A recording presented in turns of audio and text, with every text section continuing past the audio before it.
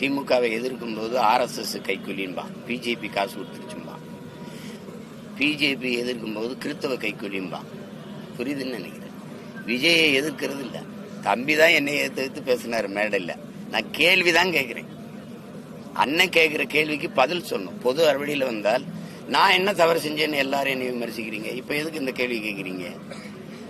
ஸ்டாலின் ஐயாவை பார்த்த பிறகுதான் பேசுறேன். நீ மாநாட்டில் பேசின அடுத்த நாளே நவம்பர் 1 தமிழ்நாடு நாள உன்னை கேட்டனே, அது நீ பெட்டி வாங்கிட்டு தான் பேசுறேன். நான் கேட்கறதுக்கு பதில் சொல்லணும். பிஜேபி உன் கொள்கை எதிரினா பண மதிப்பிழப்பை நீ ஆதரிச்சே ஆதரிக்கல. இந்தியாவிலே ஒரே ஒரு மகன் தான் அந்த டிமானிட்டைசேஷனை எதிர்த்தேன், நான் மட்டும்தான். அப்ப எல்லாருமே என்னை பைத்தியக்காரன் தான் சொன்னாங்க. அப்ப அது பிஜேபியின் கொள்கை இல்லையா? ஒரு கேள்வி அண்ணன் உங்களுக்கு எழுப்பும் போது பதில் சொல்லணும். பிஜேபி உங்க கொள்கை எதிரினா காங்கிரஸ் உங்க கொள்கை நண்பனான்னு கேட்டா ஆமாவா இல்லையான்னு தான் சொல்லணும். எதற்கு எங்களை எதிர்க்கிறீர்கள்? அது இல்ல கேள்வி, அதெல்லாம் பதில்.